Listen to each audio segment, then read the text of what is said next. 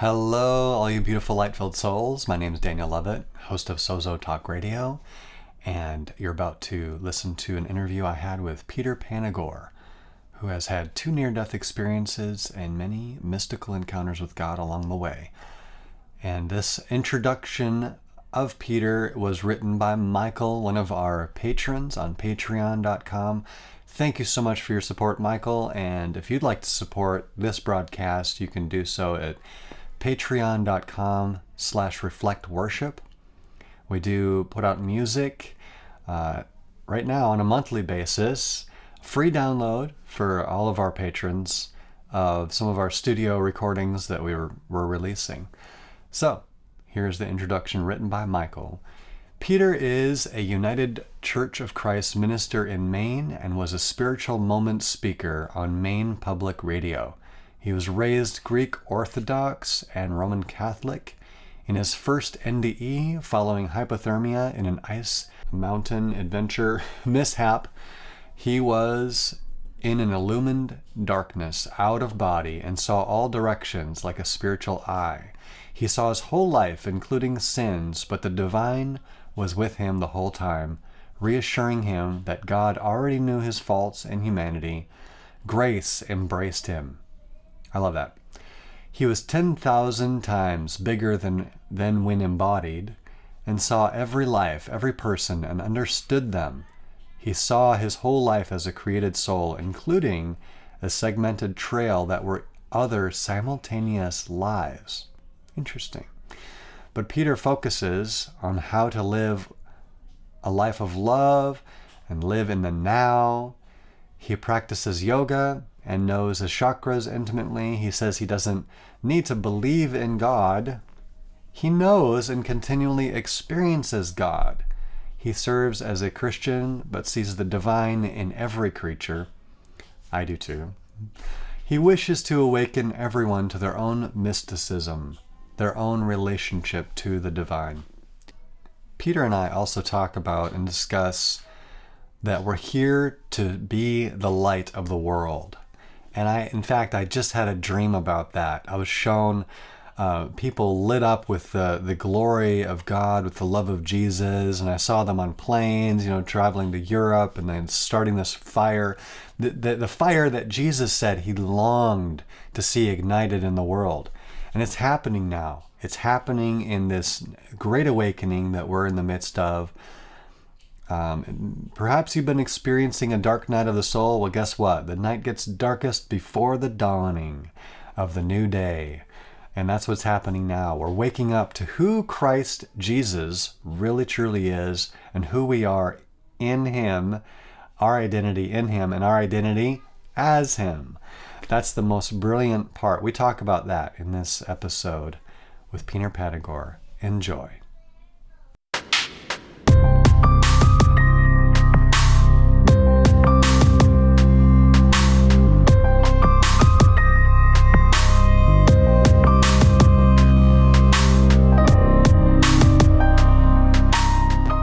Hello, everybody. All you beautiful light-filled souls. My name is Daniel Lovett, host of Sozo Talk Radio, and on the line here I've got Peter Panagore, who is a near-death experiencer and also a minister. And so, Peter, how are you doing tonight? I'm doing wonderfully, Daniel. I hope you are too. I am. It's been a good day, and we have lessons for each day, right? That we get to tune into and progress along our soul's journey one step further. And until we leave and make the big leap. Yeah. And so you've had, some jump starts along the way with some, near-death experience. Yeah. And have you had more than one? I've had 2 and multiple mystical experiences. Yeah, what they call like STEs, spiritually transformative experiences. They do. I lean a little more toward the classical mystical unitive experience language of the Western mystics. But yes, in the modern times, we call them STEs. Well, I love your lingo because I actually have a Facebook page called The Christian Mystic, and I am all about that. The mystical experience of God, that we can experience him for ourselves Mm-hmm. Get coached by him. As the scripture says, we have an anointing that teaches us, like the Christ, Mm-hmm. Christ consciousness. How do you feel Mm-hmm. about that term? What does that term mean to you, like Christ consciousness? I've had to grow into it. Yeah. But after I died, I came back. I was raised Greek Orthodox and Roman Catholic. Went to Mm, Catholic high school, and then I died and came back without religion. yeah. And no faith, no belief, no doubt, understanding of that the divine is real. And I was adrift in the culture and in the world, and I needed to contextualize my experience for myself and conceptualize it. So I went to divinity school, got a master's in mysticism, and began my direction into Christianity of a culture of my upbringing and society. Yeah. And so the idea of Christ consciousness, I come back to the it's a way of talking about being immersed in the divine that Mm. is repulsive to some Christians and acceptable to others, and limited always in its language, no matter what we call it. And so I'm happy with the Christ consciousness language, but as a metaphor. Yeah, Uh, as a metaphor. And I too had a spiritually transformative experience or a mystical encounter with the divine about 6 months ago. And they told me, the host of heaven, uh, were coaching me, and they told me, we speak to you in metaphor. It's the best way for us to communicate spiritual truths to you.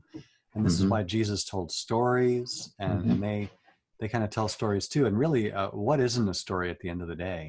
When he's making it all up, like, well, God, the totality of God is creating Yeah, all things, and it's a creation. It's like a novel. It's he's making it up as he goes along. Like, exactly, and and so are we. We get to create too. You know what? I just gotta tell you this, Peter. Like today, I was just praying, and I pray this from time to time. Like, what would you have me do today? To God, and He's like, well, what do you want to do? Like, quit looking to us to live your life. It's a good lesson. Like, how inappropriate would it be for some other entity to dictate to you how you should live your life? Like when, it's your life to make, really, and your choices to make. And what do you want to do with your life? What do you want to create? So I've been creating music lately, and I'm writing a book as well called The Christian Mystic. oh, that's good. I'm glad to hear it. Tell Yeah. me more.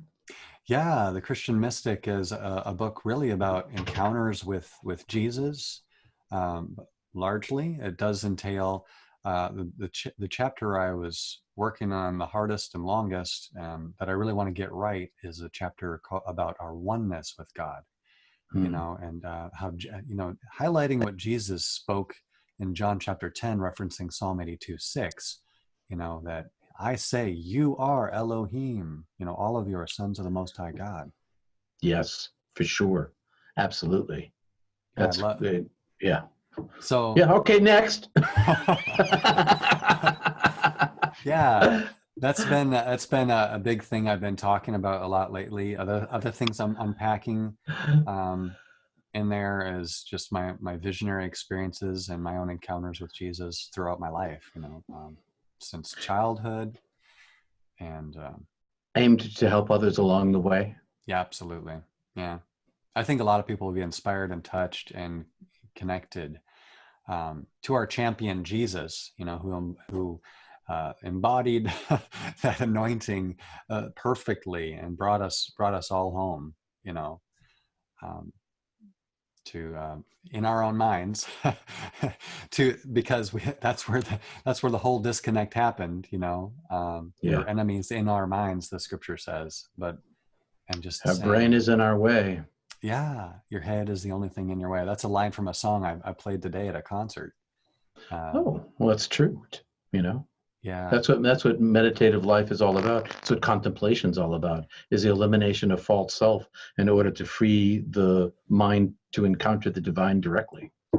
Yeah. And so I was going to ask you, one of my questions for you was like, what are some of your spiritual practices? And yeah, to do that, to kind of get out of your own headspace and connect with the divine in a mystical way. Well, I practice two basic forms. I practice Kundalini yoga, and I practice centering prayer. And I don't know if your viewers are familiar with centering prayer. It comes out of St. Joseph's Abbey, uh, Trappist monastery. Ring a bell? Thomas Keating. Oh, I'll certainly be looking up that. That's okay. So anyway, what it is so like I don't know how many years ago, 40 years ago, this Trappist abbey outside of Austin, where they make jellies and jams for a living on 2,000 acres of beautiful land, the stone like French looking monastery. They brought in TM teachers, and they brought in Sasaki Roshi, Zen master, and they studied the practice of meditation in order to reinvigorate their own practice of spirituality based in the rule of Benedict. And so they developed Thomas Keating and Basil Pemington and Theophane Boyd developed centering prayer. And centering prayer is kind of a mashup of these things. Did they ring the bell to you? Yeah, I've heard of Richard Rohr.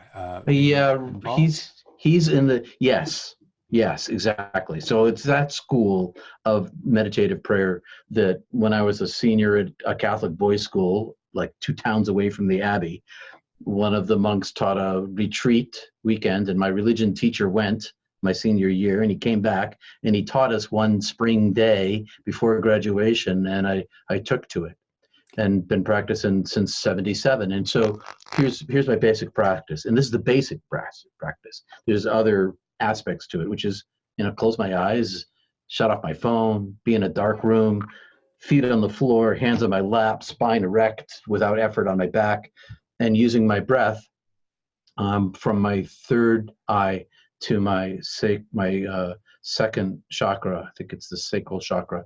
I breathe the Jesus prayer from Mount Athos, either just the name Jesus or Lord Jesus Christ, Son of God, have mercy on me, a sinner. And I breathe that with intent and focus in order to grab control of my mind by using my mind as the tool to quiet my own mind and kind of the jujitsu of the brain, and use it against itself, use the tools that it has against itself to quiet it down, which creates neural pathways, because the more you practice these kind of things, they create more neural pathways and create a space inside myself of quietude.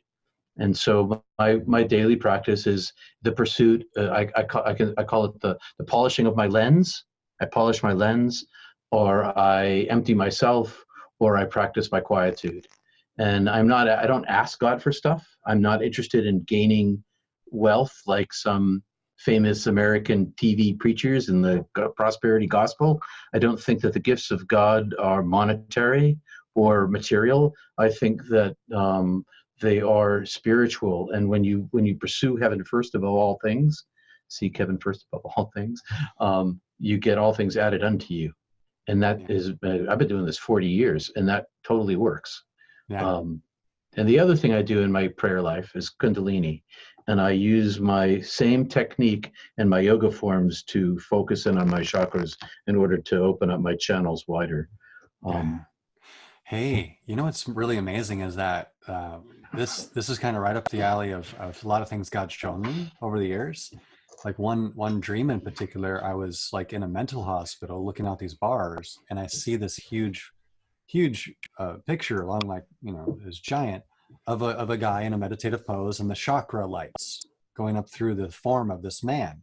But it was all clouded and dark, and brambles and darkness and soot, and was blocking everything from flowing. They're very dim, right? But then this wind came in and blew it all away, and all these lights just whoosh, lit up, and then there's this energy flow, right? The toroidal field of your spirit. It was amazing.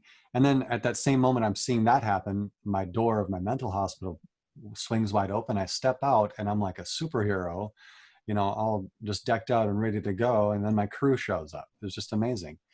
And you think there's any metaphor and symbol in that dream? Oh, sure.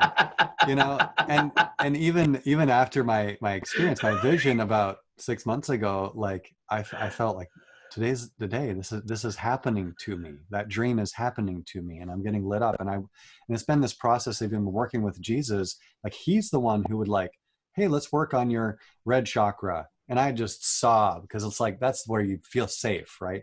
We need to feel safe. Sure. And so, and then he just worked the way up, and then we got to the heart, and then he wants to, it was just amazing. I'm working with Jesus to work on chakra stuff. And he, like, they even told me about Zen too. They're like, hey, check out Zen. There's something Zen's to that. cool. There's something to Zen. There's definitely something to Zen, and there's something to work in your chakras because the I came to it, and now this will help your viewers a little bit. I came to it because I died and I came back, and I was taking a mime class as an undergraduate, and my teacher's teacher was Marcel Marceau, who practiced hatha yoga, and so every mime class began with yoga, and in the middle of the one of the stretching sessions, the teacher says, "And now I want you to put your hand down around your second chakra." And hold the energy there, feel the energy, and move it out to the palm of your hand. And it was like, oh yeah, I feel that. And once I felt that, I realized, because I was reading Paramahansa Yogananda, Autobiography of a Yogi at the same time, I realized that I might be able to kind of push the process along a little bit if I learn to find my chakras and move my flow open by moving my mind between my chakras, open the channel of flow so that the wind is more able to blow through me, because there is the grace of God that comes blasting in like an explosion of lightning that can sweep through you and illuminate you for a period of time Yeah. before you dull down again. You don't need to practice any of these forms to have that happen, but it helps. Yeah. And it helps for a lot of, I think, the religious community. This is kind of the tribe that I've come from, you come from, that for them to just open their minds and not just judge things point blank and say, oh, yoga, that's of the devil. Those positions, you're worshiping the devil doing that little pose. I heard that a whole bunch. I heard that a whole bunch. When it was 1983, I was practicing yoga in the basement of the Divinity School library. I got kicked out. I got kicked out. Yeah. And just for the day, but for the week, I think I got kicked out for the week. You know what? I have this wonderful memory. I was doing P90X, and part of their program in P90X is they have a yoga one, and it goes for like an hour and a half, right? And so I was doing this, and I just felt awesome. I must, I don't know, release some sort of energy, whatever. But it was like awesome. It's super physical fitness. Yeah. But also one of the things this is just my opinion, but when yoga came to the United States and became popularized, it became self-realization about I'm being self-realized, Hmm. as opposed to being with a little s, and instead of being self-realized with a capital S, which is the divine, the Atman. Yes. And yoga is really about aligning with the Atman, with the divine, with Yahweh, with the Havye Vavye, whatever form you want to frame that language in, the unspeakable, ineffable. Yeah. And the practices don't get handed down if they don't work. Yeah. They get handed down because they work. And that's why there's long traditions of mystical practice going back centuries, because nobody uses the hammer if the hammer doesn't work. Yeah. That's amazing. I love it. One of my friends, I mentioned this in another interview too. This guy named Nathan Wheeler, he has a channel called Truth Me Free. He did yoga for like several hours, and Jesus descended through the ceiling and just gave him a big hug, and he just wept for hours, just soaking it. Just a lot of inner healing happening through these. It's like us reaching out for God, and He reaches right back. Yes, the one you seek seeks you. Yeah. I had a transcendent experience in the midst of yoga more than once. Yeah. And so I'm just confirming that it's a reaching out, and it happens. It's amazing. Yeah. I'd love to hear about some of your experiences too. I don't know anything about your second near-death experience. I will have in the link in the description below a link to your first one where you uh, you basically froze to death kind of situation, right? I did. Yep. Yeah. And then you had you said you were a sphere of consciousness that came out of your body, and there you were in the astral realm or whatever, right? Beyond the astral realm, in the Wow. place of non-being, timelessness, and unity of all. Eternity was I was immersed in eternity. I was still a differentiated individual, but I wasn't really Peter. Peter was this vague memory that kind of clung to the edges of the truth of my existence, which was self-evident that I was this orb of consciousness long before I put into this mortal coil. Yeah. And this is just the place I live for now, which is a crushing small place compared to the expansive size of the truer me. Um, Hmm. Yeah. I, wow. One night I did have a dream. I'm sorry, I'm going on and on about my own experiences, but I oh can no, it's relate. good. I can Well, it's relate. good. That's totally good. Yeah. And so I did have this experience where I'm like seeking God. I was praying on my couch, and I think I heard this voice say, "Come up here." And what my spirit did in my body was curl up into a sphere of consciousness in my head. So I kind of get that, you know, and of course I've studied a lot of near-death experiences, and I'd be curious to hear what, this is a question that came to mind, curious to hear what you'd say to people who are just like so curious, they're searching all these near-death experiences, they want to learn more. What would you say to a person like that? Because I was one of them. Yeah, I just thought, I just wondered what I would what. say, what I say to everybody is that you can have as much book knowledge as you possibly can, and still miss the train. It's not really about knowing about people study near death experience and mystical experiences because they gain knowledge. I've studied them too. I mean, I did a grad degree in it, and so I totally get the idea of gaining knowledge. But knowledge is secondary to the experience. Yeah. If you only have so much time in your life, um, a meditation practice, a prayer practice, a polishing of the lens, a looking inward matters more than all the knowledge you're ever going to get in a book or a video. Now, then that being said, lots of people find a lot of hope by watching near-death experiencers because near-death experiencer we're convicted. You know, I don't believe in the afterlife. I know the afterlife is real, and as a result of knowing that the afterlife is real, I live my life in a completely different way. Hmm. I live unafraid of death. I live boldly, and I make choices in my daily life that reflect my spiritual values more than my earthly values. Sure, I love expensive sports. I love to ski. I like to sail, but what I love more is connecting with the divine Hmm. more than anything else. And so what I say to people who are seeking, whether they're looking at near-death experiences or anywhere else, is find a practice because the real avenue to heaven is within. And if you really want God, that's where you need to go. Um, and love thy neighbor as thyself, and love God above all things. Yeah. Because that's all one thing. It's talk about Trinity. Huh. That's the Trinity, right there. Um, you love God, you love your neighbor, you love your neighbor, you love yourself, you love yourself, you love your neighbor. It's like this round and round robin. It Oh goes yeah. round and round and round. Because ultimately it's all the same. You know, It is. we're all one. God is all and in all. And I was just telling people today, to love your neighbor is to love yourself.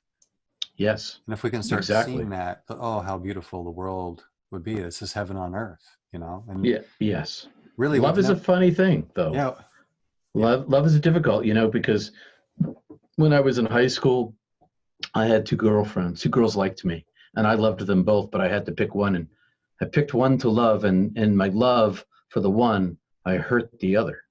So in a Mm, real world level, it's a little more difficult than we like to admit, but it's still the only avenue that everybody has access to spiritually, inborn in us, is to love, our babies, our parents, our friends.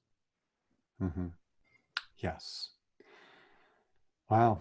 Thank you for sharing that. You know, you talked about seeing a door. That was kind of interesting to me too. Metaphor. It's A all metaphor. metaphor. Yeah, it's all metaphor, right? That something was presented to you. And I think it's going to be different for everyone who experiences. They'll have different metaphors, you know? They have different metaphors. Well, part of it is the context of your brain, the culture and the language. that you come back into. So when I went into this experiential realm of non-being, I had no being and there were no things. And when I came back, I had a soul memory of my experience that had no context here. And so I had to contextualize it in the concepts that were available to me here in order to think about it, in order to ponder it and process it. My soul understood it because the soul gets knowledge that the brain can't comprehend. It's always kind of just beyond reach. But I grasp for it anyway. I reach to understand so that I can live my life in a more balanced way. Yeah. So yes, a door. I've called it a door. I've called it a portal, the gate, um, any sort of opening, rending. But it wasn't like an oak door with brass hinges, or like a round circle through which Spock and Captain Kirk ran through to go to another dimension. It's a little more like that, but none of those things are accurate. It's always only metaphor. Right. Yes. I loved how, you're hearing from God there too. Just, So, soundless, voiceless, genderless, the voice inside me and all around me and enveloping me. And it was only a whisper to me, but it was too loud for me to hear any louder. It was at the maximum level of my capacity. Everything that happened there was at the maximum level of my capacity. And it was just a drop for the divine, but it was 10 bazillion times greater than anything I could contain here in this world. yeah. And that love too, experiencing that. What was that like? Oh, it's unimaginable, unimaginably healing, and to know that one is that safe and always has been that safe, and that nothing can hurt you ever. And even though there are sufferings and pains here, all of that is washed away in this love that knows no bounds and that is beyond comprehension. I understood that the love that I could perceive, which was a bazillion times a bazillion greater than any love I've ever experienced here, was only the edge of it. So the greatest amount that was comprehensible to me was just the beginning of it. And there was that much love for every single human being. Every being is beloved in particular and known in particular, and no being is missed or lost or unloved. And Yeah. it's like I was the special child. I was like the one that was loved the most. Only it's true of everybody. Everybody's the special child. Everybody's the one who's loved the most.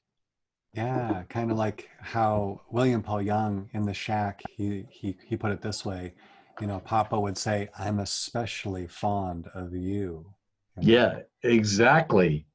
Exactly.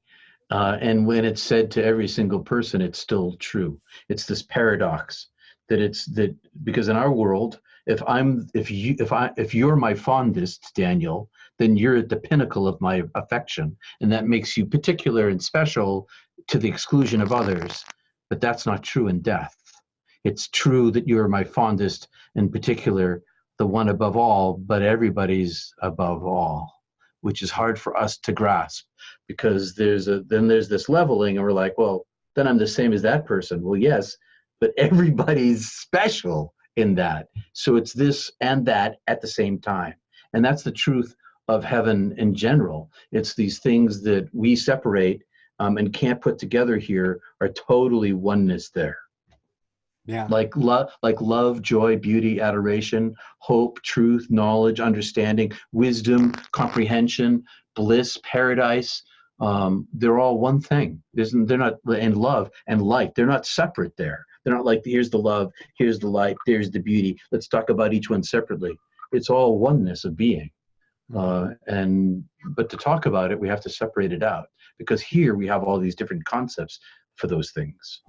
We're in a particular construct here of this very dense metaphor we call reality, to Right. kind of work through and learn the lessons line upon line, precept upon precept, so as not to overwhelm us, and so that we can progress without our doubt just coming, throwing up a huge wall in front of us all the time.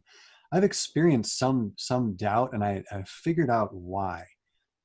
Even with my, experiencing the host of heaven that I know are all around us, always. And, you know, um, I think, I believe that our doubts are caused because of fear of intimacy, of, Yeah.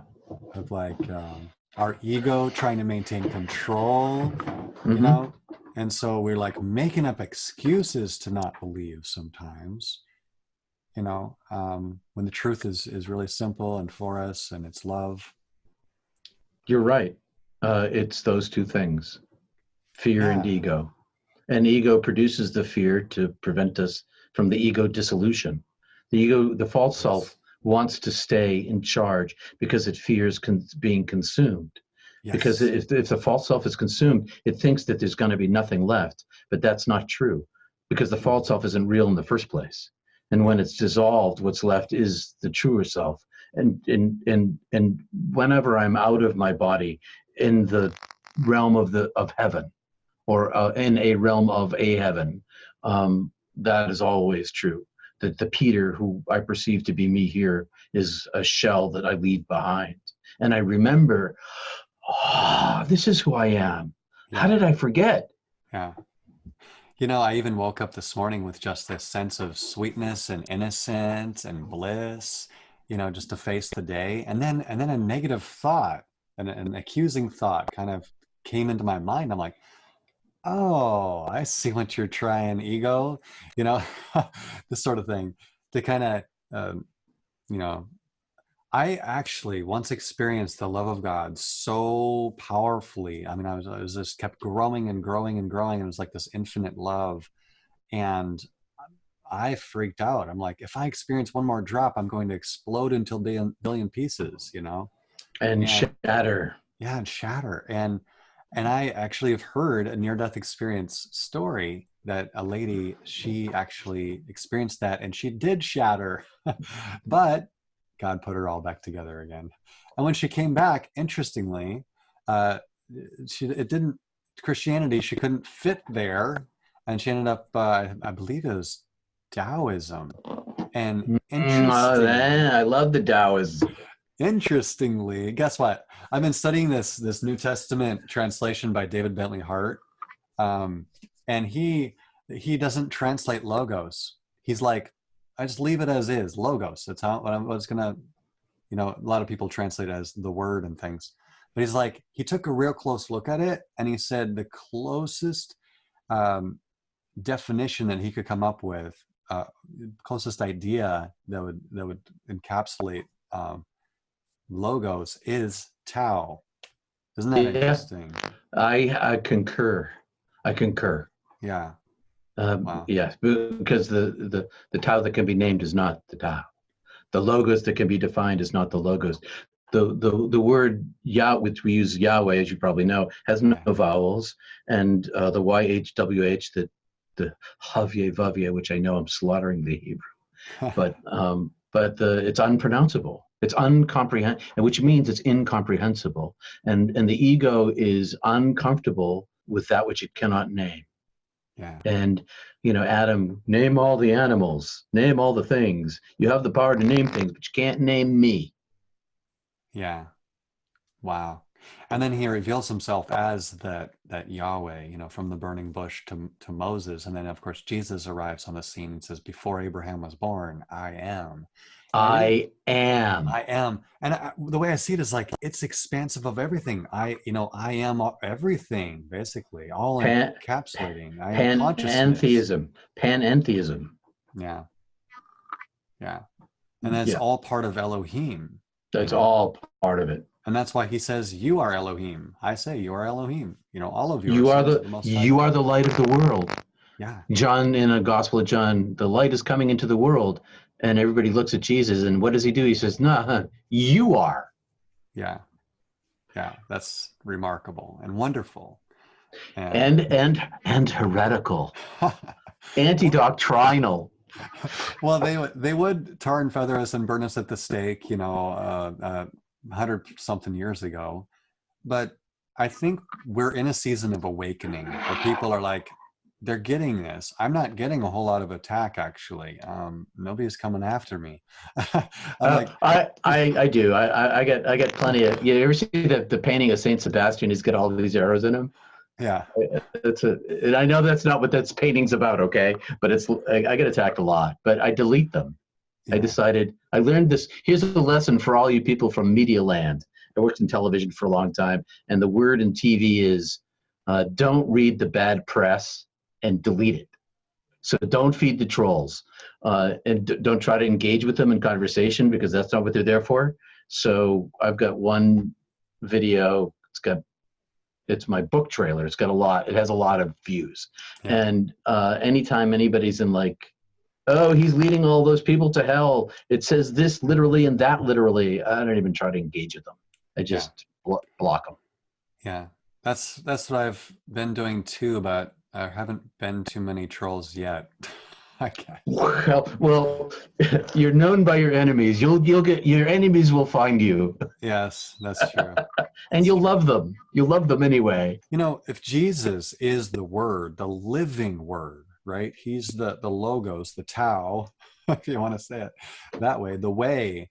Um, then Jesus Christ is perfect theology, and Oh yeah. we can be in relationship with Him. And you know what? I'm going to say I know Him. He knows His own theology. I can just be in relationship with the one who is perfect theology, and I'll get squared away in the end. Salvation's not a matter of signing your name to the most perfectly crafted creed. No, Salvation is no, something it's not. Jesus has already done for everyone. He's a perfect lifeguard. He doesn't not save any single one of his uh, drowning children, no matter how confused and mixed up they are. Yeah, he throwing lead life preservers to some people. Here, catch. Yeah. That doesn't happen. I was thinking today about our foundation being in Jesus Christ, because sometimes, honestly, I don't know how much of it is that we're making stuff up as far as spiritual experiences. We try to put things into grids and frameworks of understanding, and I think we confuse facts with truth. Truth can be found in fiction. That's what I said to him. Yeah, that sounds right to me. Yeah. We're just consciousness at play. It's God exploring God in a sense, and creating and living and loving well and doing something with our talents, right? As Jesus would say in a parable. And that gets back to what you were saying earlier before about what's my purpose, was what you were meaning. What's my purpose today? What am I going to do today? And really the answer to that is do whatever you want, but keep your eye on me. Align your will with mine, and then do what you will. Yeah. Love God first and do what you will. And I think that's really the meaning of it all. God's not really interested whether I'm writing a book or whether I'm raking the yard. God's interested whether my heart is turned to the oneness of being. And if it's turned to the oneness of being, then that comes through with my raking in my writing. And whatever I produce comes through the connection that I have. If I'm polishing apples or eating them, doesn't really matter. What matters is the connection, which is why going inwardly matters more than anything else. Seeking heaven before all things. Yes, I agree. Yeah, and even the Lord's Prayer, that's what it's reminded me of, is like praying, "Your kingdom come, Your will be done on earth as it is in heaven." On this earth, this thing me, Mm-hmm. that's the earth. Yeah, yeah, we're of the earth. Jesus said He was from above, and He's brought us there. Though I would love to hear about your second near-death experience, because I know nothing about it, and I'm thinking people would be intrigued to hear something more about that. All right. But it was telling my wife for the whole of my marriage that I was unafraid of death, Mm-hmm. and that the first chance I got to go home legitimately without taking my own life, I was doing it. Hmm. And so I have a family issue with my heart. My sister died of heart attack. My dad would have, but they life flighted him and shot him up with a decoagulant in the early 80s, experimental. And so when my turn came, I'd run 5K the day before, and I was in yoga class. And I got the yoga class late because I had other plans and they didn't work out. So I dashed to the class Saturday morning. Place is packed. I live in a summer resort town, so their population quadruples. And so I got there, and the teacher was a friend of mine. Said, "Set up in the doorway." I set up in the doorway. It's a hot yoga class. I'm not a fan because my prana rises as a result of my practice. I don't need a hot room to get hot. And so I started getting hot, and I was like, geez, I'm really hot. I've been there like 2 minutes. I don't feel well. So I lay down on my mat. I'm sweating profusely, and I'm thinking, I'll just take a break here. It must be the heat of the day. And then I thought, no, let's see. Take a body inventory. My heart hurts. My shoulder hurts. I'm sweating profusely. I'm having a heart attack. And so I thought, oh, but it's probably a mild one. I ran 5K yesterday. So I got up off my mat and I went outside, which is right outside the door, and I lay down in the green grass and I cool down in the shade. And after a couple of minutes, it got worse and worse and worse. And I decided, oh, this is bad. This is a real heart attack. I got to get to the emergency room, urgent care center. So I leaned to sit up, and I couldn't. And so a little while later, the yoga teacher comes out and says, "Peter, are you okay?" I said, "No, Romy, I'm having a heart attack." And she said, "Ah, look at you. How could you possibly be having a heart attack?" And I said, "No, Romy, I'm having a heart attack right now, and I need to get to the urgent care because I'm going to die." And she's like, "Whoa." So got one of the women who's a friend of mine out of the class. She drives me to the urgent care. We get there. They do their tests. I know everybody in the room because it's a small town. I know all the nurses, and I'm acquainted with the doc. And he's like, "You got we took a look. You got 100% blockage in your widowmaker. Which is on the outside of the heart. And we can give you a decoagulant, give you a 3% trickle through, but then it's an hour and a half drive to the hospital, to the cath lab. And heart attacks, you get a golden hour. And by this time, I was already into the end of my golden hour by the time I was getting the decoagulant. So it gives me the decoagulant, offers me opiates. I can't take opiates. They make me nauseous. So I decided that I'm going to meditate through my pain on the hour and a half ride to Maine Medical Center. One of the things about meditation is that you can, in your practice, if you stare at your pain, if you practice staring at your pain, you separate from your pain. So it still hurts, but you don't feel it. You're above it. You can look at it. Works every time. And so I've been practicing that forever. So they load me on the gurney. They start to pull me out. My son shows up. He's 23. My wife's there. My son leans over and grabs my hand, squeezes, looks me in the eye and says, "I love you, Dad." Come to find out later, the doc told him to say goodbye because the doc is like, he's going to die on the way. It's too far. He's not going to make it. And so my son was saying goodbye. My wife's there kind of teary. I look up at her and I'm like, "I'm going home." And I wink at her and I know she's going to be okay because we talked about it. And so they wheel me out and off we go. And on the way, I am meditating to control my pain, and I hear the paramedic radio in, and we're losing him. And I open up my eyes and I look at her and I close my eyes. And when I close my eyes, I'm outside of my body. I've been pulled out of my body by the approaching angel of death, metaphoric, like a super intelligence that I know because I've met before.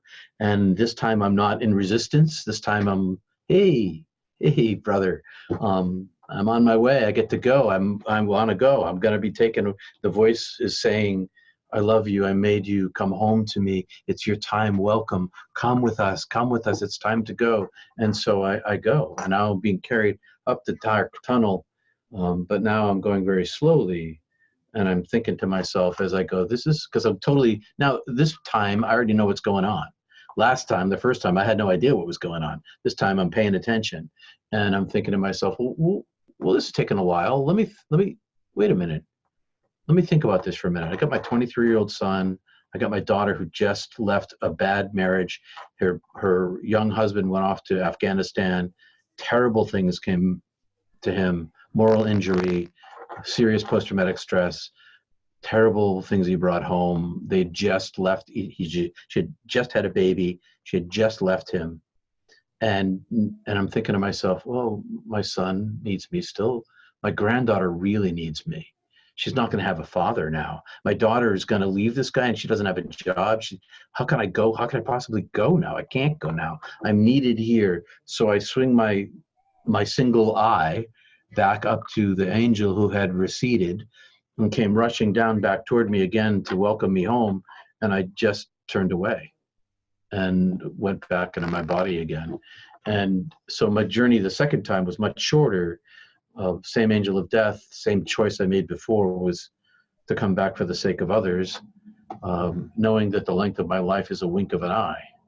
And so then I woke up, and now I'm what years is 5 years after it, and I'm still kind of adjusting to being here again, because my timeline was ending. My timeline ended.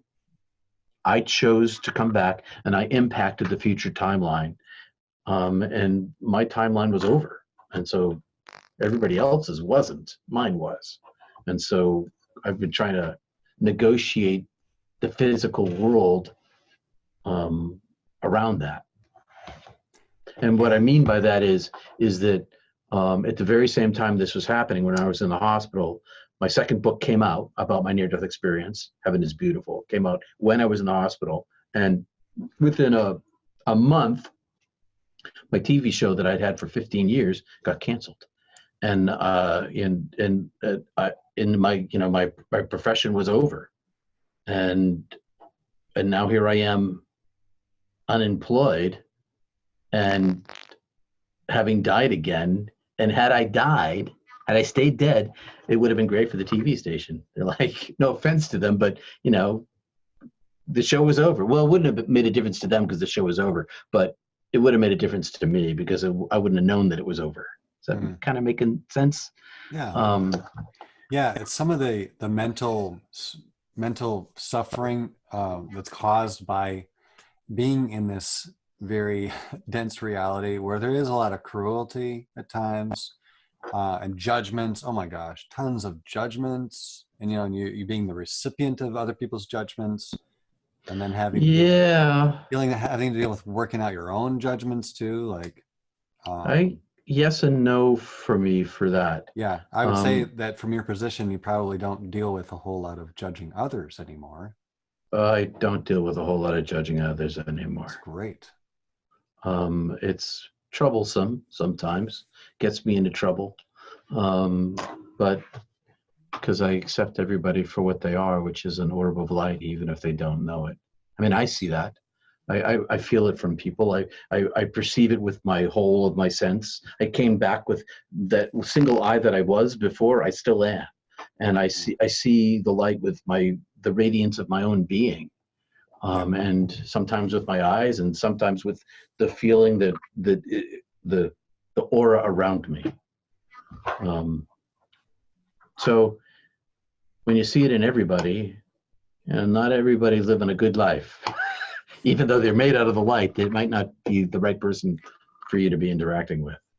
Yeah, that's true. And you said about being an eye, I love that because that's kind of what I was given a tour of in my vision about 6 months ago. It was the living creature full of eyes. I was shown that each soul is like an eye, and they have portals to their own matrix of experience, and they're all like cells in a body, and it's the body of Christ, ultimately, him being the head. And I don't like, here's what I would say. I don't like separating Jesus from the person of Christ. Like, Jesus so embodied Christ. Jesus was the personification of Christ so completely. Like, to me, they're like indistinguishable. Here. Yeah, and I've experienced him there, and he was the first person I met in my vision. He came to me with a big smile on his face, and in a way that was comprehensible to you, given your experience in the world. I think that God always meets us where we are. Yeah. God, and that's the most compassionate thing that's possible for us. And so that we are presented with the face of God that most resonates with us and gives us the most comfort. Yeah. And then by the way, you're speaking about comfortable. Like at first I was curious about like the throne room, because I'm like, and I'm seeing something of it. I'm like, this is too much for me. I'm not comfortable here right now, you know? And Jesus is like, okay, I know what you need. I know what you'd like. So he introduced me to the host of heaven, kind of put some of these spirit guides to coach me, you know, to teach me. He appointed one of them to teach me. And I said, but Jesus, I mean, didn't you say I have one teacher, the Christ? And he's like, Daniel, don't you know, like I inhabit this one. He actually literally showed me, Yeah, like, I I am all inhabit. these things. Yeah. I am everything, which Yeah. is exactly what I was trying to say before. So, and when an angel speaks to us, it sounds like it's the voice of the angel, but it's really the voice of God speaking through the angel. It's when someone meets their great aunt when they die, it's their great aunt, but it's also the presence of God through their great aunt.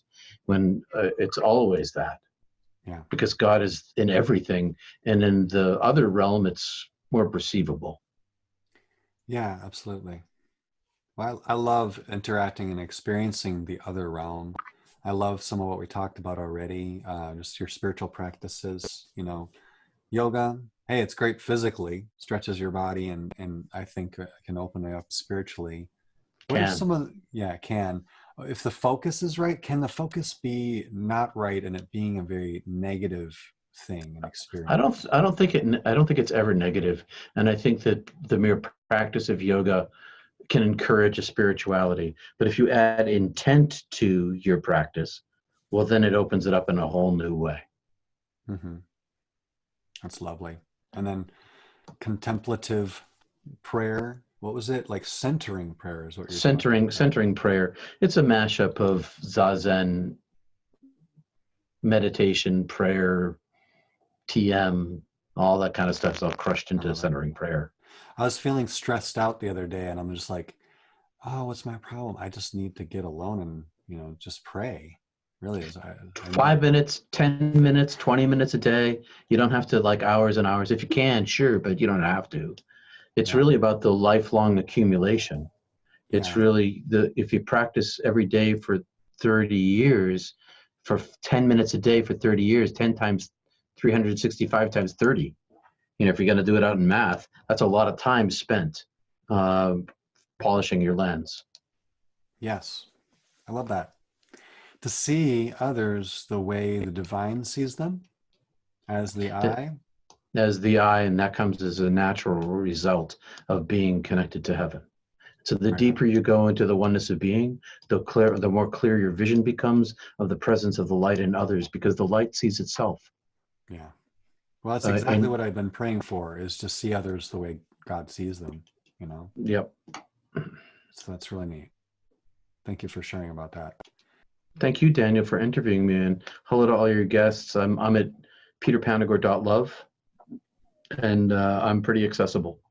Wonderful. Wonderful. And we can check out your books there. And I'm going to have a link in the description below for your trailer for your book Hmm. and other places people can find you. So Great. we'll Thanks. we'll talk again sometime too. I'd like that, Daniel. And before we go, I'd like to say that it's only always about the divine. It's never about the individual, because the light sees itself. And so everything we do is to bring more light into the world, you and I and everyone.